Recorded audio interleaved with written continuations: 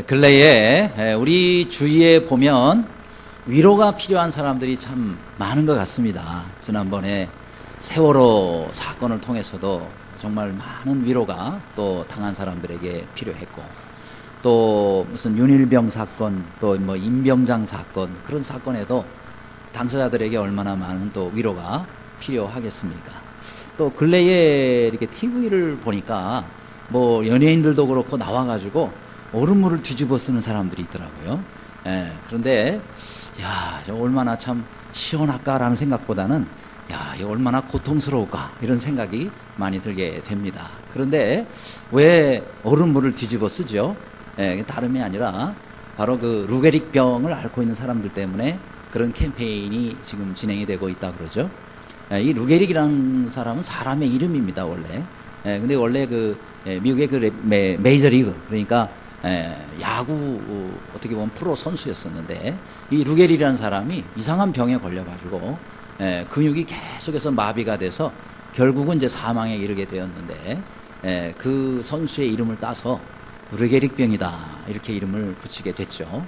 그런데 이 루게릭병은 참 희한한 게 뭐 원인도 모르고 치료 방법도 지금 모른답니다. 그런데 이게 근육이 마비가 되기 시작해가지고 온 근육이 다 굳어버리는 거죠. 그렇게 해서 나중에 눈만 깜짝일 수 있게 되고 모든 몸을 일체 쓸 수 없는 상태에 돼서, 그 다음에 이제 마지막으로는 심장 근육도 이게 근육이라 이게 마비가 온대요. 그래가지고 나중에 죽음에 이르게 되는데, 왜 이것이 잔인한 병이냐? 이게 정신은 멀쩡한데 몸이 일체 이렇게 움직일 수가 없는 상태가 되니까 자기가 점점 몸이 굳어가면서 그 다음에 마지막 죽음에 이르기까지 정신은 멀쩡한데 몸이 죽어가니까 이게 보통 고통이 아니라는 거죠. 그래서 이런 사람들을 위해서 우리가 정말 그들에게 우리가 도울 수 있는 게 없겠는가. 그래서 또 많은 사람들이 그들의 위로가 되기 위해서 우리가 좀 조금이라도 마음을 같이 하자. 그래서 이 얼음물을 뒤집어 쓴다는 겁니다. 그럼 얼음물을 왜 뒤집어 쓰느냐? 이 얼음물을 뒤집어 쓰면 얼마나 차갑습니까? 그게 막 온몸에 쫙 하면서 순간적으로 오싹하고 근육이 완전히 그냥 얼어붙어 버리거든요. 그래서 그렇게 근육이 마비가 되고 꼼짝 못하는 그런 사람들의 느낌을 우리가 잠시라도 같이 한번 좀 느껴보자. 그래서 그걸 이제 뒤집어 쓴 사람이 여러 사람을 지적을 한대요. 그래서 그 지적을 한 사람은 둘 중에 하나를 선택해야 된답니다. 하나는 얼음물을 뒤집어 쓰든지, 안 그러면은 돈 100달러, 우리 돈으로 한 10만 원 정도를 루게릭병을 앓고 있는 사람들을 위해서 기증을 하도록 한다는 거죠. 그런데 그 얼음물을 뒤집어 쓴 사람들이 얼음물만이 아니라 그냥 이렇게 또 그 사람들을 위해서 위로가 되어 달라고 또 돈까지 같이 기증하는 그런 일들이 많이 있고, 우리나라에도 이게 지금 들어와서 지금 뭐 수백 명의 사람들이 이 일에 같이 계속해서 동참을 하고 있답니다. 자, 어찌됐든 우리 주위에 이렇게 위로가 필요한 사람들이 많이 있잖아요.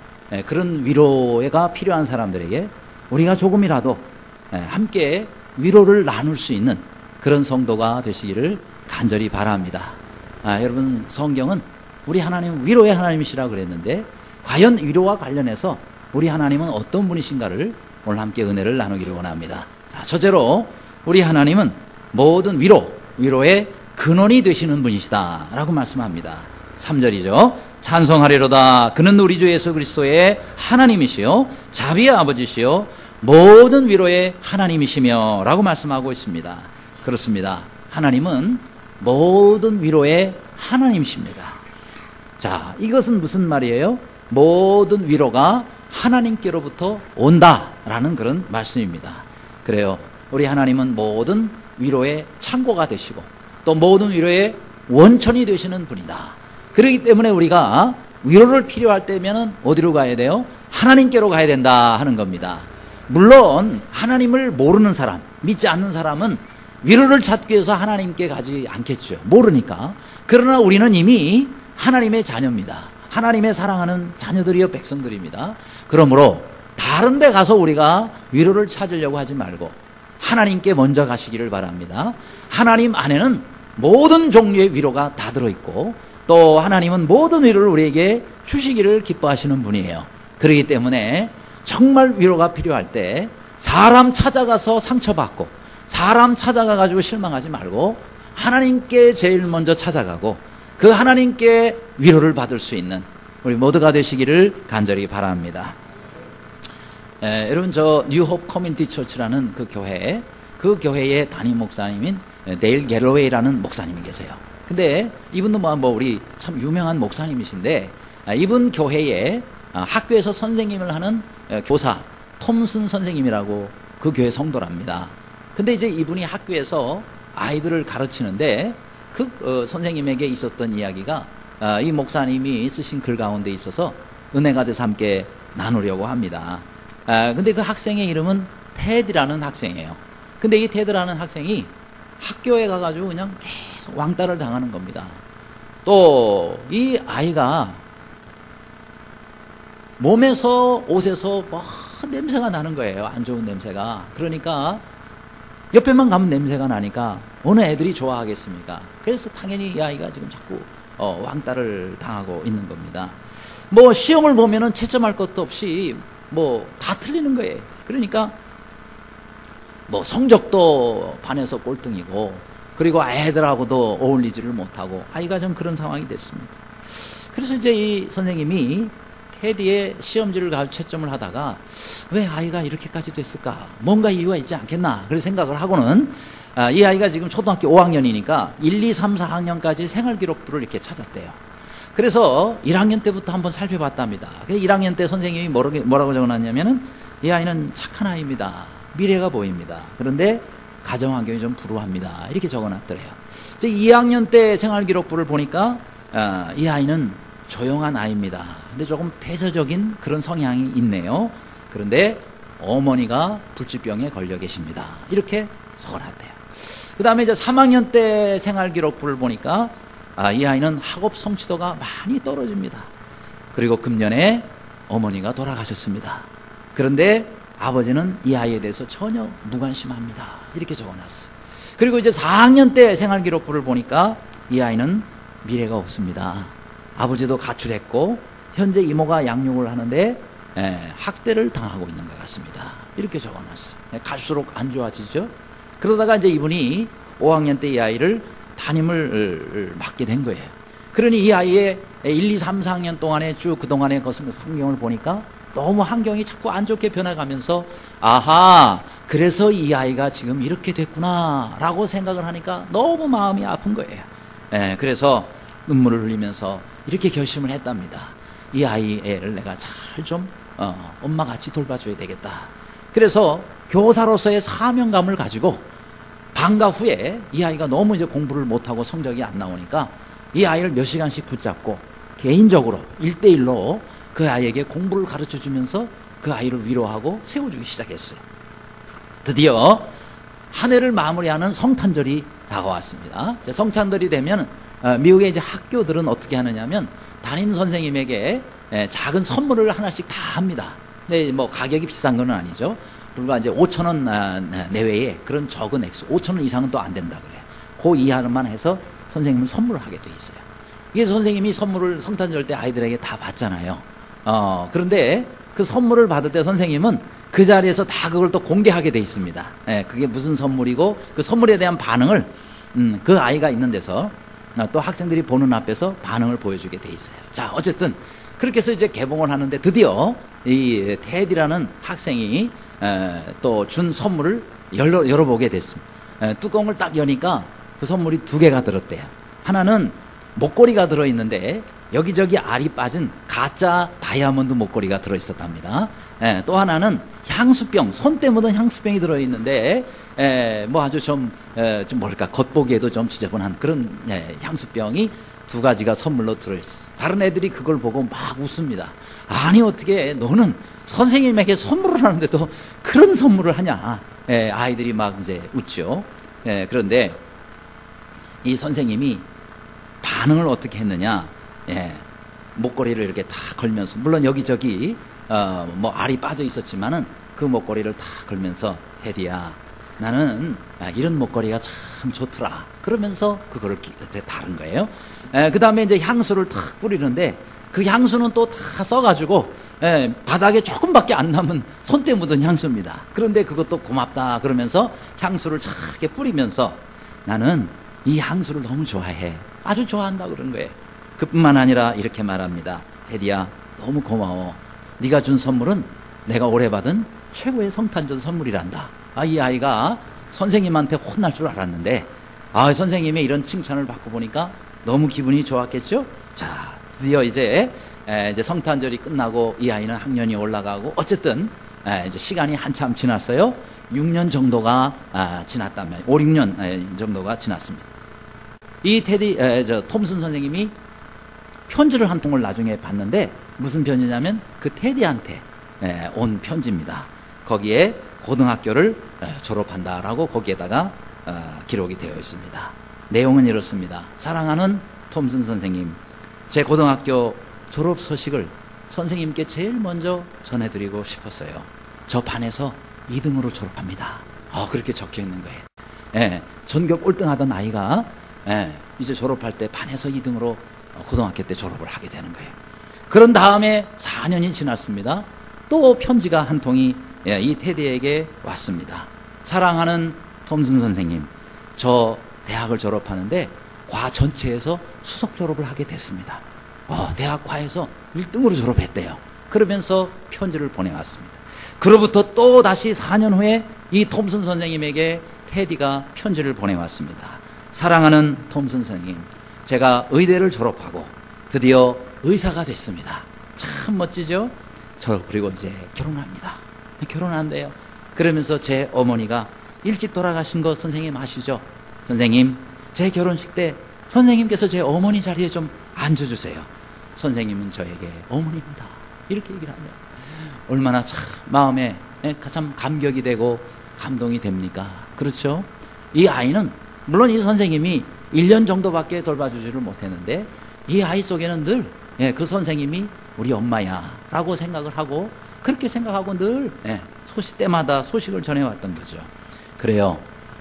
한 사람의 그 위로가 또 한 사람의 인생을 이렇게 참으로 값지게 바꿔놓지 않았느냐 하는 거예요.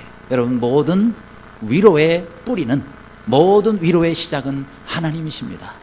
그 하나님께 오늘도 우리가 위로를 받으며 그 위로 가운데서 또 다른 사람을 위로할 수 있는 삶을 사는 모두가 되시기를 간절히 바랍니다. 두 번째로 우리 하나님은 환난 중에 위로를 주시는 분이시다라고 말씀하고 있습니다. 우리 다 함께 4절 말씀을 한 몫으로 읽겠습니다. 시작. 우리의 모든 환난 중에서 우리를 위로하사 우리로 하여금 하나님께 받는 위로로서 모든 환난 중에 있는 자들을 능히 위로하게 하시는 이시로다. 아멘. 자, 이 말씀의 내용은 우리 믿는 사람들에게도 환난이 임한다라는 그런 말씀입니다. 여러분, 우리가 하나님을 잘 믿고 또 하나님을 잘 섬기는 사람도 환난을 당할 수 있다 하는 겁니다. 오늘 여기 바울이 그랬어요. 여러분, 바울같이 하나님을 잘 믿고 바울같이 하나님을 잘 섬기고 또 사역을 했던 사람이 또 누가 있겠습니까? 그런데 이 바울에게도 많은 환난이 임했다라고 성경은 기록하고 있습니다. 그래요. 여러분, 사도 바울이 그렇게 고백하지 않습니까? 아시아에서 내가 힘에 지나도록 심한 고난을 받아서 살 소망까지 끊어지는 그런 고난을 받았다라고 고백하고 있습니다. 여러분, 사도 바울에게 이런 고난이 임했다 그러면 여러분, 우리들에게도 얼마든지 이런 고난이 올 수가 있지 않겠느냐 하는 겁니다. 그러므로 여러분, 우리가 고난이 오는 거, 내가 예수님 믿고 내가 교회 다니고 신앙생활 하는데 왜 내게 이런 고난이 오지? 라고 여러분 생각하지 말고, 내가 주님을 잘 믿으면 잘 믿을수록 얼마든지 이런 고난이 내게도 올 수 있구나 라고 생각하시기를 바랍니다. 왜요? 여러분, 우리가 예수님 믿는 것이 고난으로부터 우리가 예외가 되는 게 아니라 하는 거예요. 왜요? 어떤 경우에는 하나님께서 그런 고난을 우리에게 허락하실 때가 있다는 거죠. 왜냐하면 고난을 통해서 하나님께서 우리에게 주실 너무나도 많은 유익이 있기 때문에 그렇습니다. 또 분명히 우리가 알아야 될 거는요, 사단은 가만히 있지 않는다는 겁니다. 여러분, 사단은 인격적 존재입니다. 어떤 무슨 상징물이 아니에요. 그죠? 그냥 사람들의 그냥 무슨 상상 속에만 존재하는 그런 인물이 아니고, 여러분, 사단은 분명히 눈에 보이지 않지만 분명히 존재하는 그런 사단이라는 사실입니다. 그렇기 때문에 여러분, 사단이 여러분이 신앙생활 잘하고 여러분이 하나님 잘 믿는 거 좋아하겠어요? 싫어하겠어요? 당연히 싫어하죠. 그렇기 때문에 여러분이 더 열심히 믿으려고 하고 더 열심히 하나님의 일을 하려고 하면은 사단은 더 열심히 여러분을 방해하거나 여러분에게 고난과 여러 가지 환난을 줄 수 있다는 사실입니다. 그렇기 때문에 여러분은 아셔야 돼요. 아하, 사단이 나를 가만히 두지 않을 수도 있다. 얼마든지 나를 공격할 수 있다는 사실을 알고 신앙생활을 하시기를 바랍니다. 야, 내가 하나님을 잘 믿는데 왜 이런 고난이 내게 오지? 라고 여러분이 생각하면 우리가 반밖에 모르는 거예요. 여러분, 사단은 얼마든지 믿는 이들을 공격할 수가 있습니다. 또 하나 고난이 많은 이유가 있어요. 그것은 뭐냐면, 여러분, 우리가 신앙생활을 하는 거는요, 세상 사람들이 가는 방향하고 방향이 반대라는 사실이에요. 방향이 반대이기 때문에 우리가 신앙생활을 잘하면 할수록 어려움이 많이 온다라는 겁니다. 여러분, 만일 우리가 세상 사람들하고 똑같이 살고 똑같이 간다 그러면은 뭐가 어려울 게 있어요? 뭔 고난이 오겠어요? 그렇죠? 흘러가는 대로 같이 가는데 뭔 고난이 있겠느냐 이 말이에요. 그러나 여러분, 우리가 반대 방향으로 가려고 하기 때문에 세상 가운데서 살고 있잖아요. 세상 사람들과 더불어 살고 있지 않아요. 우리 주위에 안 믿는 사람들이 많지 않아요. 그들과 방향이 다르기 때문에 당연히 그들로 인해서 어려움과 환난과 고난이 올 수 있다는 사실입니다. 이런 죽은 물고기는요, 어려울 게 없어요. 그냥 홍수가 나면 그냥 그 물대로 따라가면 되는 거예요. 그러나 살아있는 물고기는 그 물을 거슬러서 올라가다가 보니까 여기저기 떠내려오는 거에 부딪힐 수가 있고, 그 거대한 물살을 우리가 반대로 해서 올라가야 되기 때문에 힘도 들고 어려울 수 있다는 사실입니다. 그래서 우리 믿는 사람들은 언제든지 이런 고난이 우리에게 올 수 있다는 사실을 우리가 알고 그 고난을 잘 대비하면서 사시는 여러분들이 되시기를 바랍니다. 그러나 성경은 말씀합니다. 땅에서는 우리가 고난이지만은 주님 나라에서는 그 모든 고난이 영광으로 바뀐다는 사실을 믿으시기 바랍니다. 한번 따라 하시기 바랍니다. 땅에서는 고난이요, 하늘에서는 영광이라. 여러분, 땅에서 고난이 없으면 하늘에서 뭔 영광이 있겠어요? 그런데 땅에서의 고난을 하나님이 그대로 두시는 것은 하늘에서 우리에게 더 좋고 더 큰 영광을 주시기 위해서, 그래서 하나님께서 이 땅에 우리에게 고난을 허락하실 때가 있다 하는 겁니다. 그래서 우리는 이런 고난이 올 때, 주여 감사합니다. 내게 또 주실 하늘에 얼마나 큰 영광이 있어서 내게 또 이런 고난을 주시나이까. 하나님, 이 고난을 내가 능히 이겨낼 수 있는 능력과 힘을 주시옵소서. 그렇게 주님 앞에 기도하시는 여러분들이 되시기를 바랍니다. 그런데 말이죠, 우리가 한 가지 알아야 될 게 있어요. 그것은 하나님께서 이런 고난을 허락하실 때 고난만 있는 게 아니라는 거예요. 이 땅에서 고난만 있는 것이 아니라 반드시 거기에는 하나님께서 준비해 두신 위로가 있다는 사실입니다. 여러분이 고난이 크면 클수록 우리 하나님께서 우리를 위해서 준비해 주신 그 위로는 크다는 사실을 믿으시기를 바랍니다. 왜? 우리 하나님은 위로의 하나님이시라 그랬잖아요. 우리의 고난을 다 보시고 다 알고 계시지 않습니까? 어찌 하나님이 그 사랑하는 자녀의 고난을 그저 모른 척하고 그냥 놔두실 수가 있겠느냐 하는 거예요. 우리 하나님께서는 우리에게 더 큰 위로를 준비해 두시고 이제 그 위로를 베푸시기 위해서 기다리고 계시다는 사실입니다. 그렇기 때문에 주님 앞에서 이런 어려움이 있을 때에 주님께서 주실 위로를 기대하고 오늘을 승리하며 사시는 여러분들이 되시기를 바랍니다. 어느 한 축구 선수가 있었어요. 아주 축구를 잘해요. 그래서 장래가 촉망되는 축구 선수라 아주 승승장구합니다. 그래서 우리가 잘 아는, 축구를 좋아하는 사람들이 잘 아는 스페인의 레알 마드리드라는 유명한 축구팀이 있습니다. 그 축구팀은 뭐 아무나 들어갈 수 없는 거고요. 우리가 잘 아는 축구 선수가 오늘날에 최고의 축구 선수로 꼽을 수 있는 호날두라는 사람이 바로 그 레알 마드리드에 속해 있단 말이에요. 근데 거기에 이 축구 선수가 입단을 합니다. 그리고는 너무너무 또 이제 신인이고 또 장래가 촉망받는 그런 선수이기 때문에 아주 처음에 이제 막 잘 나갑니다. 그러다가 불의의 사고를 당합니다. 교통사고를 당한 거예요. 그래가지고는 완전히 하반신이 다 마비가 되고 말았습니다. 여러분, 축구 선수가 하반신 마비가 되면 이제 끝난 거 아니겠습니까? 너무너무 참 고통스럽습니다. 모든 꿈이 다 물거품이 되어버리고 말았습니다. 절망한 채 평상에 누워서 내가 이 땅에 살아서 못하나 죽을 생각까지 합니다.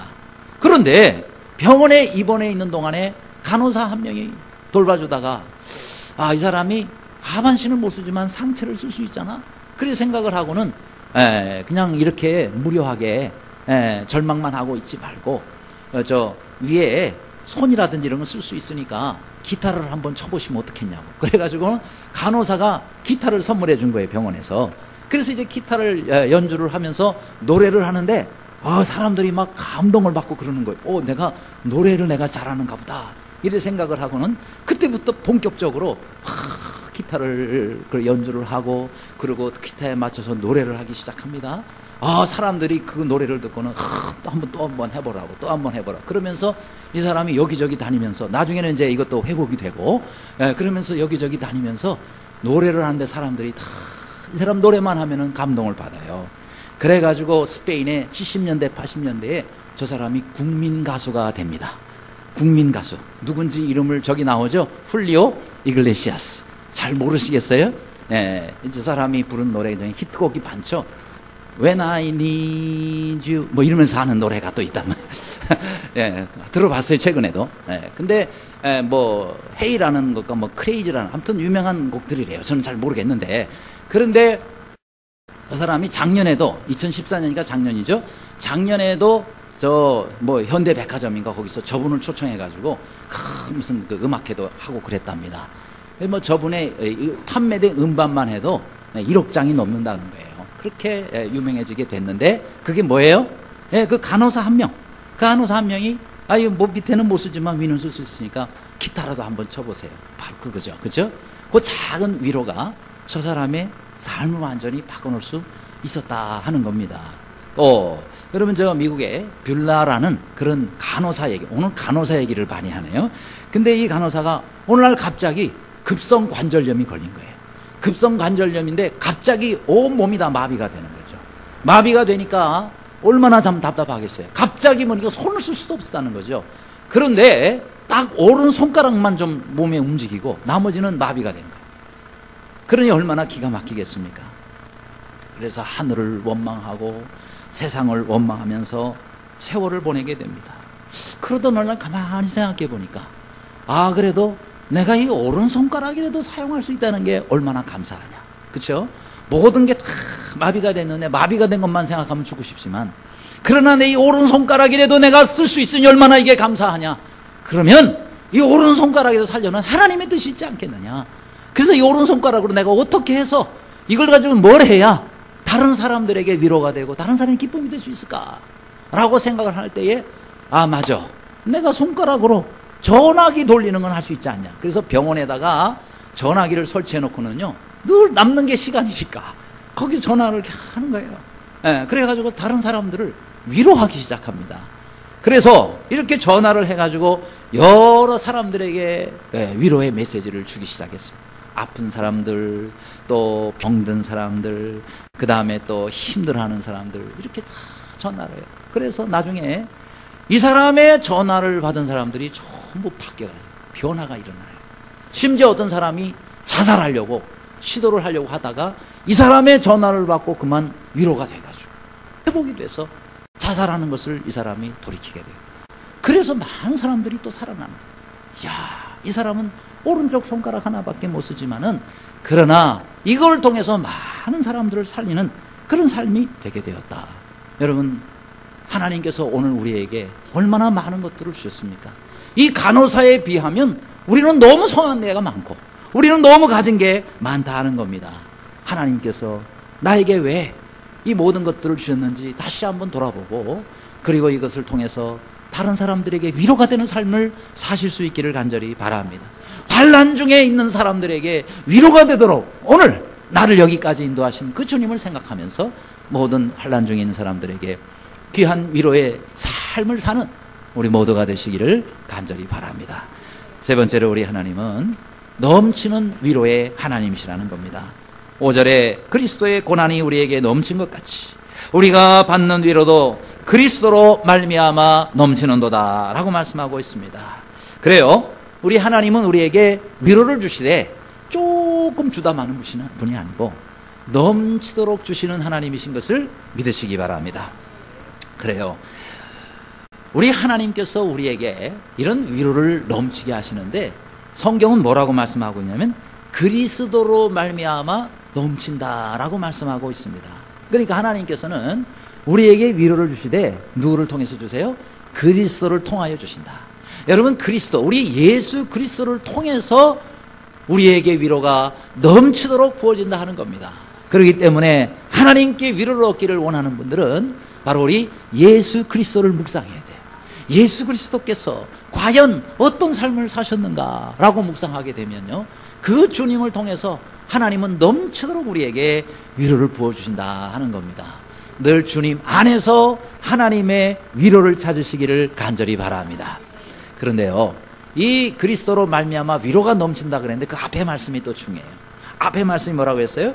그리스도의 고난이 우리에게 넘친 것 같이 라고 말씀하고 있습니다. 그러니까 여러분, 그리스도의 넘치는 위로 이전에 무엇이 있었어요? 그리스도의 넘치는 고난이 있었다는 사실입니다. 그래요, 우리는 항상 우리 주님께 받는 위로만 기대하지 말고 우리 주님이 어떻게 해서 이런 넘치는 위로를 가지시게 되었는가. 우리 주님이 고난이 넘치셨구나. 그 고난이 넘치기 때문에 우리 주님은 하나님께로부터 받는 넘치는 위로가 있으신 거고, 그 넘치는 위로로 인해서 오늘 우리에게 또한 넘치는 위로를 베풀어 주신다는 사실입니다. 그렇죠? 여러분, 우리의 자녀들이 아플 때 혹은 자녀들이 고난을 당할 때 누가 가슴이 가장 아파요? 부모입니다. 그렇죠? 물론 자녀도 그 고난 때문에 아프지만은 그 자녀를 둔 부모는 더 마음이 고통스럽고 아픈 겁니다. 그렇죠? 마찬가지로 하나님의 자녀가 아파하고 하나님의 자녀가 고난을 당할 때 우리 하나님은 더 마음이 아프신 거예요. 그렇기 때문에 우리 하나님께서는 더 넘치는 위로로 함께해 주시는 분이라는 사실을 믿으시기를 바랍니다. 성경이 그렇잖아요. 고린도후서 우리 아까 읽은 본문 말씀 3절부터 7절, 불과 5절이죠. 5절밖에 안 되는데 여기에 환난이나 고난이라는 단어가 몇 번이 나오냐면 6번이 나옵니다. 그런데 놀랍게도 이 5절 안에 위로란 단어가 몇 번이 나오는가? 무려 10번이 나오고 있다 하는 겁니다. 이걸 통해서도 우리 하나님은 우리에게 얼마나 많은 위로를 주시는 분인가 알 수 있잖아요. 그렇죠? 여러분, 우리가 하나님께 위로를 받는 사람은요, 내가 받는 고난보다 2배, 3배 더 많은 그런 고난을 베풀어 주시는 분이라는 사실입니다. 우리는 적은 고난을 당하지만 우리 하나님께서는 많은 위로를 베풀어 주신다. 그러니까 무조건 고난이 내게서 정말 없애달라고 그렇게만 기도할 것이 아니라, 주여 고난을 이길 수 있는 힘을 내게 주셔서 이 고난을 통한 하나님의 더 큰 위로를 내가 체험케 하여 주옵소서. 그렇게 기도하시는 모두가 되시기를 바랍니다. 그럴 때 우리가 또 다른 사람을, 왜요? 내게 넘쳤기 때문에 다른 사람에게 내가 또 위로를 나눠줄 수 있다 하는 겁니다. 여러분, 어떤 한 가족이 여행을 갔다 오다가 교통사고를 당했어요. 그래서 그 집에 이제 그 아들이 하나가 있는데, 그 아이가 이제 아주 어린 시절, 그러니까 초등학교 다니는 그 아이였습니다. 그 아이가 그만 교통사고로 인해서 다리를 다치게 됩니다. 가족들이 물론 다 다쳤지만은 다른 가족들은 좀 적고 이 아이가 많이 다쳤어요. 그래서 수술을 하는데 여러 번 수술을 하게 됩니다. 결국은 다리를 온전히 살리지를 못해서 평생 목발을 짚고 다니도록 됐습니다. 그래서 이제 목발을 짚고 이렇게 다니는데, 마침 그 아버지도 다쳐가지고 목발을 짚고 다니게 됐습니다. 근데 이 사춘기를 보내면서 이 아이가 얼마나 참 다른 아이들하고 다르잖아요. 그렇죠? 다른 아이들은 멀쩡한 2다리로 걸어다니고 뛰어다니고 운동을 하는데 자기는 목발 짚고 다녀야 되니까 운동을 제대로 할 수 있어요. 제대로 무슨 뛰어갈 수가 있어요. 그러니까 참 열등감 가운데 말이죠. 정말 죽고 싶은 마음도 많이 들었다고. 그런데 아버지를 생각하면 위안이 된다는 거죠. 왜요? 아버지도 똑같이 나하고 다치고 또 아버지도 똑같이 나하고 목발을 짚고 다니니 말이죠. 이 아이는 유일하게 자기 아버지가 위로가 되는 거예요. 자기가 아파할 때도 그 아버지가 와가지고 위로해주고, 그렇죠? 그래서 자신의 아픔을 낱낱이 알고 있는 사람이 또 있다는 사실에 많은 위로가 됐다는 겁니다. 드디어 그 아빠 덕분에, 아버지 덕분에 이 어려운 사춘기를 잘 극복하고 그리고는 대학에 입학을 하게 됐습니다. 그러니 대학 입학식 날 참 얼마나 가족들이 기뻤겠어. 그래서 이제 아빠가 와가지고 자랑스럽다. 난 너를 너무너무 자랑스럽게 생각한다. 그러면서 아버지가 눈물을 글썽입니다. 드디어 입학식이 끝나고 학교 문을 나서는데 저쪽에서 차가 달려오는데 말이죠. 저쪽 앞에 어린아이 하나가 차도로 뛰어드는 거예요. 그대로 놔두면 그 아이는 치여서 이 아이도 평생 불구가 될지 모릅니다. 그런데 이 아버지가 갑자기 목발을 내던지더니 막 뛰어가가지고 말이죠. 그 아이를 덜썩 안고는 그 위험으로부터 그 아이를 구해내는 거예요. 그런데 이 자기 아들은 목발을 짚고 있으면서 깜짝 놀랍니다. 우리 아빠가 목발을 내던지면 못 걸어갈 줄 알았는데 정상인 사람처럼 그렇게 뛰어가서 아이를 구해오니까 말이죠. 그래서 놀래가지고 아니 엄마 어떻게 아빠가 목발을 내던지고 저렇게 잘 뛰어갈 수가 있지? 엄마가 얘기합니다. 엄마는 담담하게 놀라지도 않고 얘기를 하는 거예요. 놀라지 말고 엄마 말 잘 들어. 언젠가 너도 알게 될 때가 오리라고 생각했지. 사실 아빠는 말이야 목발이 필요 없는 정상적인 사람이야. 그런데 그때 그 사고 때 아빠는 팔만 다쳤지 다리는 안 다쳤는데 네가 목발 짚고 다니게 됐기 때문에 너 때문에 지금까지 너희 아버지는 목발 짚고 다리를 못 쓰는 사람처럼 그러고 다닌 거야. 뭘 위해서요? 자기 아들을 위해서, 아들의 위로가 되기 위해서. 아버지마저도 정상적으로 다니면 누가 위로가 되겠느냐. 그래서 생각해서 일부러 목발을 짚고 다녔다 하는 겁니다. 그래서 그 아픈 마음을 같이 나누는 아빠 덕분에 이 아이는 그 시절을 잘 건강하게 그렇게 지날 수 있었다는 이야기입니다. 그렇죠? 그러면서 얼마나 그 자녀가 건강하게 그렇게 자라가게 된 거에 대해서 그 아버지가 자랑스러워하는지, 그 아이가 교통사고로 또다시 자기 아들처럼 그런 불구가 될까봐 그 아버지는 거기서 목발을 내던지고 그 아이를 구했다 하는 겁니다. 그래요. 자, 이 아이에게는 바로 이 아버지가 넘치는 위로가 되어준 거 아니겠습니까? 마찬가지입니다. 우리 하나님께서도 우리 아버지가 되시지 않습니까? 우리 하나님께서는, 우리 하나님 아버지께서는 우리 모든 성도 한 사람 한 사람 넘치는 위로가 되어주시기를 원하십니다. 그런 은혜가 우리 모두에게 있기를 주님의 이름으로 축원합니다. 끝으로 우리 하나님께서는 다른 사람에게 위로가 되어주는 삶을 살도록 하시는 분이시다 하는 겁니다. 6절이죠. 우리가 환난 당하는 것도 너희가 위로와 구원을 받게 하려는 것이요 우리가 위로를 받는 것도 너희가 위로를 받게 하려는 것이니 이 위로가 너희 속에 역사하여 우리가 받는 것 같은 고난을 너희도 견디게 하느니라 라고 말씀합니다. 그래요. 여기 보니까 우리가 위로를 받는 것도 너희가 위로를 받도록 하기 위함이다.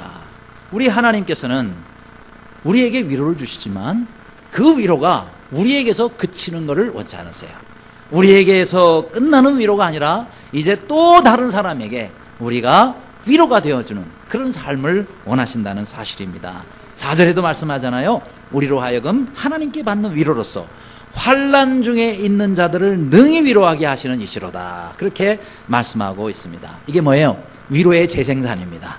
우리는 주님께 위로부터 위로를 받지만 이 위로가 나에서 그치는 것이 아니라 또 다른 사람에게 이런 위로가 전해질 수 있는 그런 삶을 살아야 된다 하는 겁니다. 바로 그것을 위해서 하나님께서 우리에게 위로를 주셨기 때문에.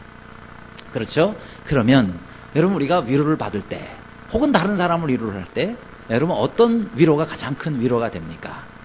그 어려움을 당해본 사람이 사실은 가장 다른 사람들에게 큰 위로가 되어줄 수가 있습니다. 그렇죠? 여러분 나하고 똑같은 어려움을 당해본 사람의 말이 훨씬 위로가 돼요. 전혀 그런 어려움이 없는 사람이 와가지고 위로한다 그러면은 어떤 때는 위로가 안 될 수가 있습니다. 그런데 야, 저 사람은 나보다 더 큰 어려움을 당했는데 근데 그 사람이 와서 해주는 몇 마디 말이 얼마나 큰 위로가 되는지 모릅니다. 그렇죠? 같은 고난을 당해본 사람이 다른 사람에게 위로를 잘해줄 수가 있는 겁니다. 그렇죠? 병원에서 입원해가지고 죽을 고생을 하고 투병 생활을 해본 사람은요, 그 병을 앓고 있는 사람에게 큰 위로가 되는 거예요. 왜요? 나도 그런 과정을 겪었기 때문에. 그렇죠?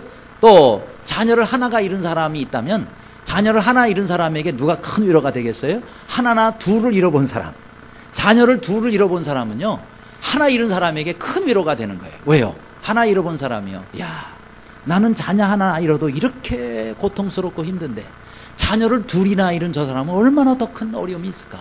예. 그 사람의 몇 마디 말만 듣고도요, 이 사람은 그게 큰 위로가 되는 겁니다. 여러분, 그것이 바로 우리 주님께서 우리에게 위로해 주시는 원리예요. 우리 주님도 얼마나 큰 고난과 어려움을 당하셨어요. 그렇죠? 우리 주님이 당하신 고난을 생각하면 누가 감히 그 앞에서 내가 고난을 많이 받았다고 말할 수가 있겠냐면, 주님께서 받으신 고난에 비하면 우리가 당하는 고난은 아무것도 아닌 거예요. 그러니까 우리가 주님을 생각하고 주님을 묵상하면 얼마나 우리 주님으로부터 큰 위로를 받을 수 있는지 모릅니다. 그러므로 늘 우리가 고난이 있을 때마다 주님께 가까이 나아가시고, 고난이 있을 때마다 주님을 통해서 위로를 받으시기를 간절히 바랍니다. 저 아프리카에 쿤타리카라는 지역이 있어요. 거기의 지역에는 아주 수백 종류가 넘는 그런 이 원숭이 무리들이 있답니다. 그런데 어느 날 저 영국의 리즈베리 탐험대가 아프리카를 탐험하다가 이 원숭이 모여 사는 곳을 탐험을 하게 됐습니다. 그러면서 원숭이들이 여러 가지 그런 독특한 특성이 있다는 사실을 발견하게 됩니다. 아주 크게 세 가지였는데요. 하나는 어느 날 아침에 아주 온 산이 떠나갈 듯이 원숭이들이 막 고함을 치고 소리를 치는 거예요. 그래서 이게 도대체 무슨 일인가 하고 나중에 자세히 해서 알아보니까 그 원숭이들의 지도자가 죽었다는 겁니다. 그래서 그 지도자를 잃은 슬픔 때문에 온 원숭이들이 산이 떠나갈 듯이 막 그렇게 소리를 지르고 울더라는 거예요. 또 하나 발견한 것은 뭐냐면, 두 원숭이 부부가 있는데 서로 막 눈물을 닦아주면서 위로를 하고 있더라 이 말이에요. 왜 그런가 하고 나중에 알아보니까 그 둘 사이에서 나온 새끼가 있었대요. 원숭이 새끼가 사고로 죽게 됐대요.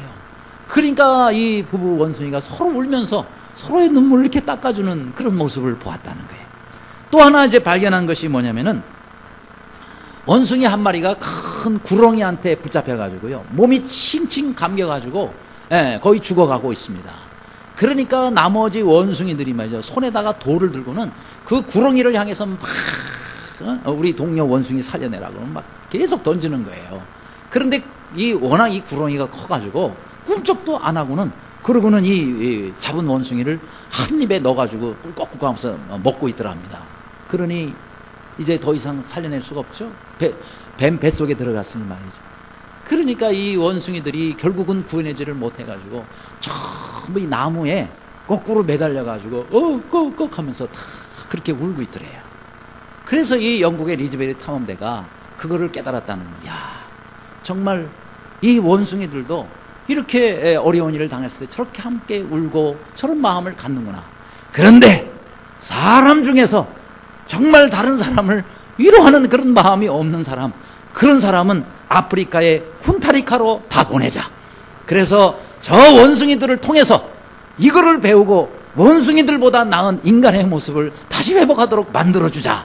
그렇게 해서 이 사람들이 곳곳에다가 이 쿤타리카 원숭이들을 소개하고 있었답니다. 그렇습니다. 하나님이 우리를 이 세상에 보내셨잖아요. 우리를 이 땅 가운데 보내신 것은 우리로 하여금 위로의 통로가 되도록 하기 위해서. 하나님은 우리가 축복의 통로가 되기만을 원하시는 것이 아니고 또 슬픔 가운데 있는 사람들의 위로의 통로가 되기를 원하십니다. 그래서 여러분, 이스라엘을 하나님께서 왜 먼저 택하셨어요? 하나님이 이스라엘만 사랑하시기 때문입니까? 아닙니다. 이스라엘을 통해서 다른 모든 민족들에게 위로의 하나님을 증거하도록 하기 위함이었다는 겁니다. 여러분, 엘드리치라는 사람이 쓴 남자의 마음에 감춰진 하나님의 선물이라는 책이 있습니다. 근데 이 책에 보면은 우리가 하나님께서 아담과 하와를 만드실 때, 특별히 하와를 만드실 때 돕는 배필로 만드셨다 그러잖아요. 이 돕는 배필이 남편을 그저 도와주는 그런 차원만이 아니고 무슨 뜻이 있느냐면 생명의 구원자다라는 그런 뜻이 담겨져 있다는 겁니다. 생명의 구원자. 이 말은 무엇이냐면 집에서 하와의 역할은 생명을 주는 사람, 혹은 생명을 불어넣어 주는 사람. 그러니까 가정이 아주 힘이 없고 그 다음에 가정이 툭 처져 나갈 때에 아내의 역할은, 어머니의 역할은 뭘 해야 되냐, 집에다가 생기를 불어넣어 주는 사람이 돼야 된다. 그게 하나님께서 하와를 만드신 목적이라는 거예요. 그게 돕는 배필 가지고 있는 뜻이라는 거예요. 따라서 가정에서 아내들이요, 가정에 생기를 불어넣어 주는 그런 역할을 하시기를 바랍니다. 엄마만 오면, 아내만 집에 있으면 집에서 생기가 돋는 그런 가정이 되어지기를 바랍니다. 그랬더니 남편들은 아멘을 크게 하고, 여성들이 아멘을 잘 안 하시는 것 같은데, 여러분 우리 남자들도 잘 들으세요. 여러분 남자들도 생명을 주는 그런 역할로 하나님께서 아담을 만드신 거예요. 아담은 생명의 시작입니다. 남자를 통해서 생명이 나아가는 거예요. 따라서 남자들도 가정에 생명을 주는 역할. 그리고 우리 그리스도인들은요, 이 땅에 왜 우리가 존재해야 되느냐, 우리가 가는 곳곳마다 생명이 없는 곳이 많습니다. 직장에도 없고 학교에도 없고 곳곳에 없잖아요. 우리는 이 세상 가운데 생명을 불어넣어주는 사람입니다. 또 우리가 가는 곳곳마다 그곳에서 새로운 그와 같은 생기가 돋고, 그리고 위로의 하나님의 그 위로를 함께 나누는 그런 역할을 하라고 하나님 우리를 먼저 믿게 해주셨고, 먼저 하나님의 자녀를 삼아 주신 것입니다. 이런 귀한 사명을 우리가 잘 감당할 수 있는 모두가 되시기를 주님의 이름으로 축원합니다.